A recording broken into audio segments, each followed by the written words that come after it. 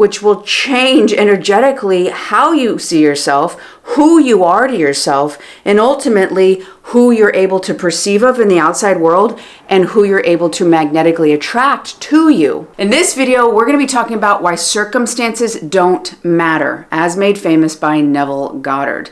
Now, I'm making this video because I've seen a lot of content out there which is confusing people. Now, I was also confused by this until I experienced my own understanding, which is what I want to share with you. Because before this, I thought, okay, my current undesired experiences don't matter. All right, let me just keep thinking of this thing.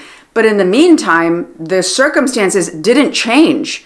And it seemed like it changed for everybody else. They kept saying they don't matter, but why did they keep repeating? It made me feel powerless. It made me feel hopeless and stuck. And if you're experiencing that, I guarantee this video is going to help you understand this principle from Neville a lot different. And in the end of this video, I'm going to share with you how you can use that phrase, that teaching principle by Neville, to your advantage and leverage it so that you can experience what you really prefer to experience in your life. Now, I want to start with Neville's words. A change of circumstance happens as a result of a change in your state of consciousness. So what is the issue? Well, the issue becomes when people hear that your circumstances don't matter, they start to fixate, they start to become hyper-focused on what they'd rather have, but they're only thinking of it. And one of Neville Goddard's biggest teaching principles is the feeling is the secret, not the thinking and the fixating is the secret, but the feeling of it, which we're going to talk about later how you can do it. And Dr. Joe Dispenza also has echoes of this principle. Your thoughts and feelings create your electromagnetic field, but the magnetic part of the electromagnetic is your feelings. So if you're simply seeing your circumstances, you're like, oh, those don't matter. Things can change. Yes, that's true. But in the meantime, you just do the mental part. You're going to stay on that carousel of hell and feel like you're trying, and it's just going to make you feel worse, in my opinion. That's what it was like for me. Because the biggest issue is most people are bypassing their circumstances, not using it as feedback to leverage what Neville talked about in that quote, and failing to use introspection. So when you're in your head and you're thinking of it, you're more so living in fantasy. Not because that cannot be the truth of you, but because you're only using one part, the imaginative part, which is a vital first step, but it's not the first and only step. And since it stays in fantasy, it doesn't change your level of consciousness. It doesn't change your self-image of yourself or the perception that you see yourself as, meaning you'll continue to attract the same circumstances. And with my situation, it made me feel like the assumptions I had at the beginning were true, but really it was just an echo of the past. Let me show you what this looks like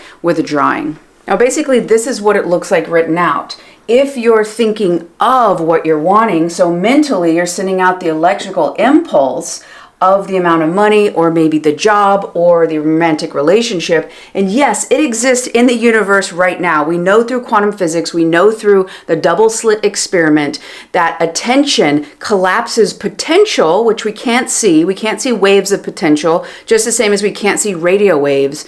But when we put our attention, when we observe a specific reality, a specific assumption about ourselves, we collapse that potential into particle so we can experience it. This is the line of reality.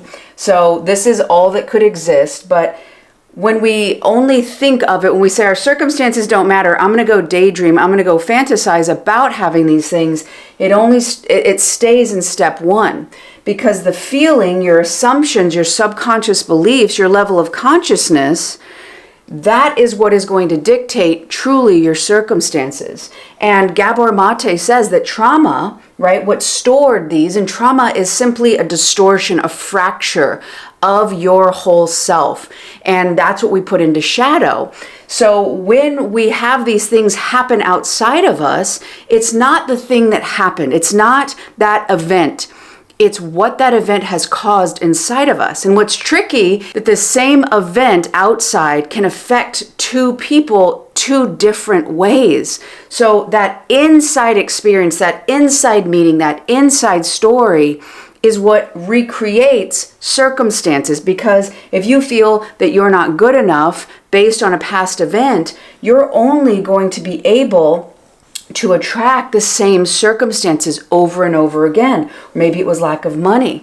So the great news is that yes, circumstances don't matter. That is true, because they're just reflecting something about yourself that's inside. And since the origin of that was not because of the outside, it was because of an inner experience. So circumstances don't matter because they're reflecting a level of consciousness, a level of belief, and that is truly the only thing you have power over. Because when you change these, you're able to then observe a new reality, collapse a new potential into particle form. Therefore, your internal work creates different circumstances.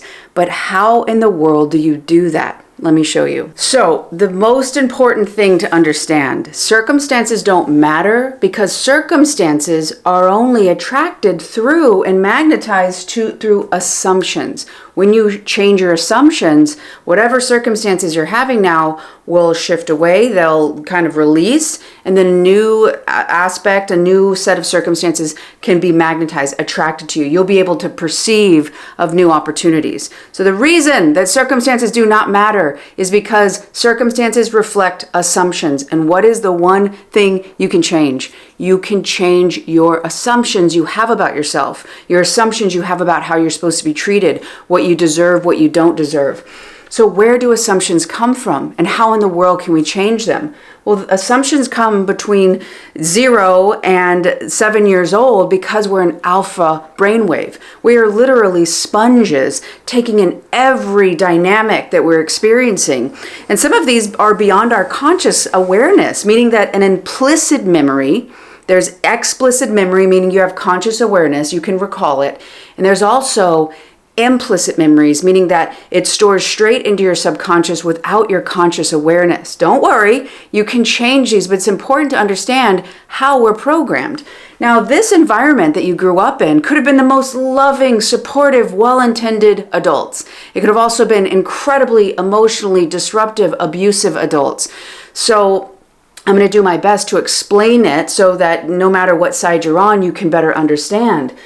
But when we're younger, there's a power imbalance. We are dependent on the adult, regardless of their potential, regardless of their capacity, to keep us alive. And we have to believe with all of our might that they know better.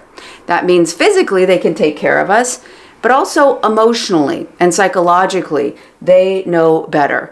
And if they judge us, if they have an expectation and we don't meet it, if they have an opinion that we should be different, we think, oh, something must be wrong with me because this person who knows better has an idea, expectation, or judgment about me, and so it must be my fault. Something is wrong with me. I am broken, right? So I'm not good enough.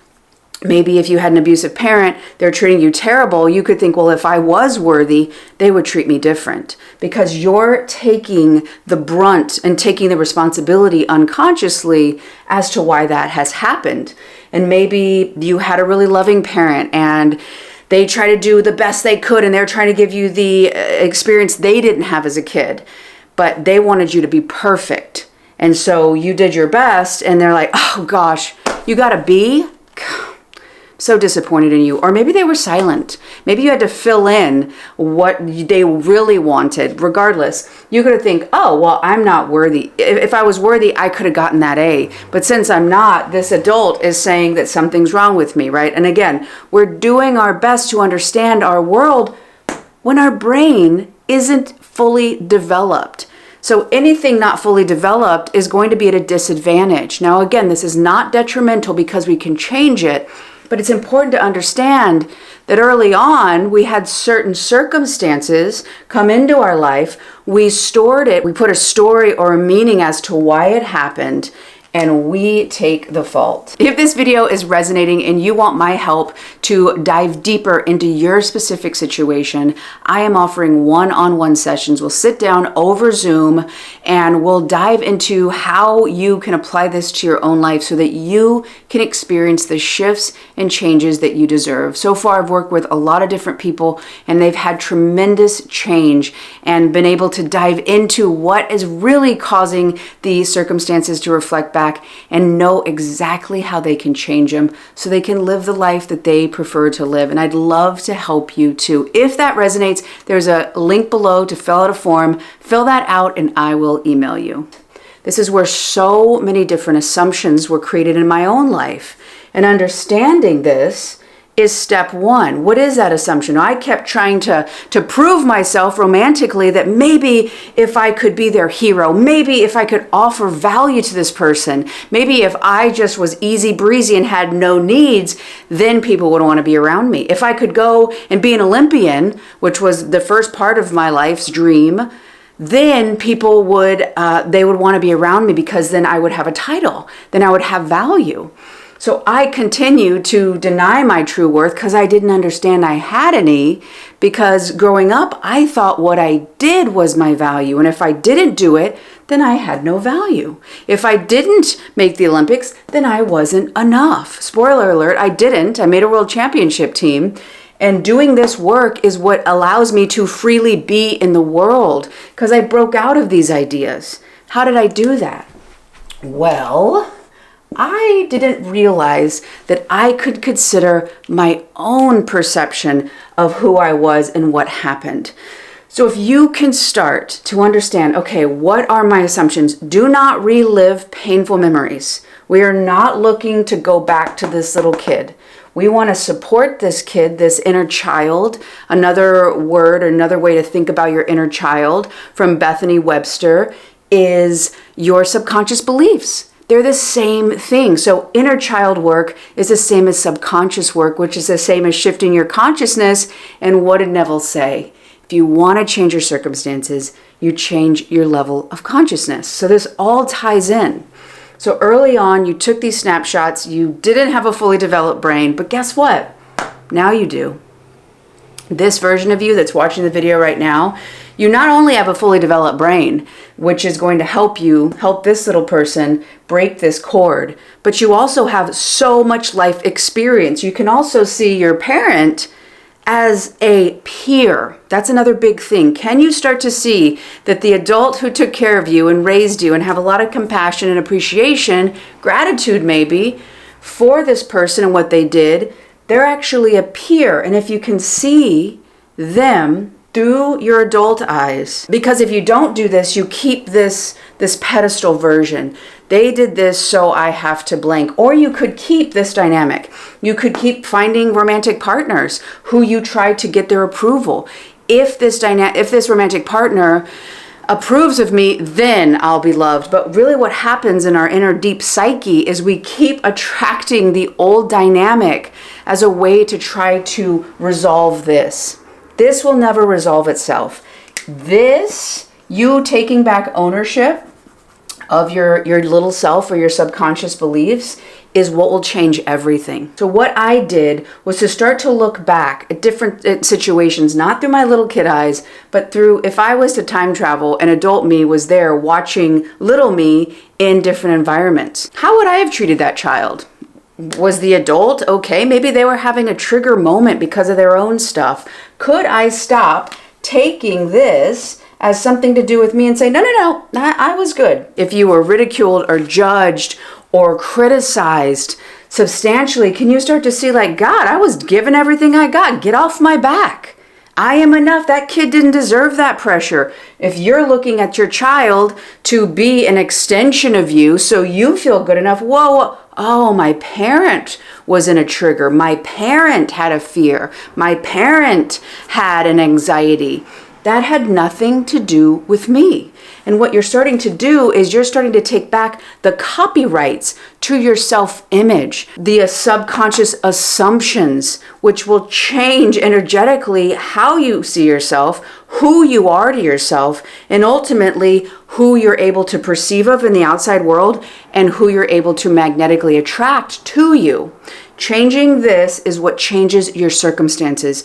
Deep work to basically own all of yourself. Those parts of you of saying, okay, well, when I spoke up, that was bad. They didn't like that. So that means that I was bad to do it. So when I go in my adult life, I find people who want to shut me up, or I find people who don't listen, and I feel invisible. Just the same as what I had to do earlier. Oh, me talking was not an issue. Maybe that adult was triggered, but you're starting to more and more take back the totality of yourself.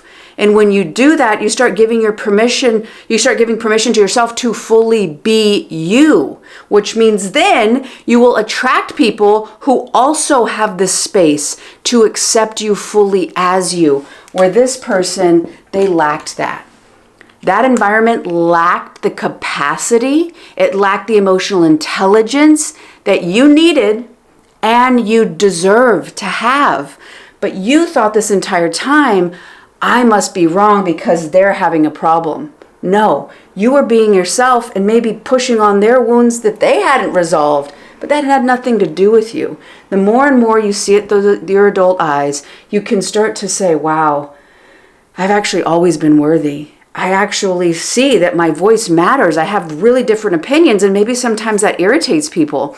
But if I push on a button, I can be respectful, but that doesn't make you too much. The more and more you start to realize that potentially nothing you did would have been enough, which can be a lot of grief associated with that. And when you process it, when you see the gift, which is maybe I wasn't seen as a child, maybe I felt like my voice was too much. In that environment, it's making and creating a gift and a strength that you're fully acknowledging and seeing your own voice, your own worth. And that in itself is a beautiful thing. If you want to change your circumstances, shifting your assumptions, which are simply reflecting back to you. You're not creating the environment outside of you in terms of those people are treating you this way because this assumption. You're attracting people who will treat you similar ways as how you felt early on. It could be your boss, it could be your romantic partner, it could be money. How does it make you feel? So the first thing is go and get deep about what it is. Why is it that you can't have that experience you're looking for right now? Is it you're not good enough no matter what you do? That you're not seen, you're not valuable? What is that? Then go back and start to understand, when did I feel that way as a kid? Can I see myself differently in that experience and take back my self-image? Because if this person has it, you're always going to chase the outside to try to change it so you'll feel different, which is what people do when they want their circumstances to change so they feel different. You've got to take this back, start to feel differently as you do this. And what that's going to do is give you the ultimate value and hierarchy. Your opinion of yourself is what matters most. You deserve to have this liberation. You deserve to have what you want in this life. If you want a little bit more in depth on how you can break the habit of being yourself and repeating the same circumstances, this next video right here is going to break down exactly how you can start to break the habit of being yourself, attract a new dynamic, and completely change your circumstances. So check that out right here. Thank you so much for watching. I love you all, and I will see you on the next one.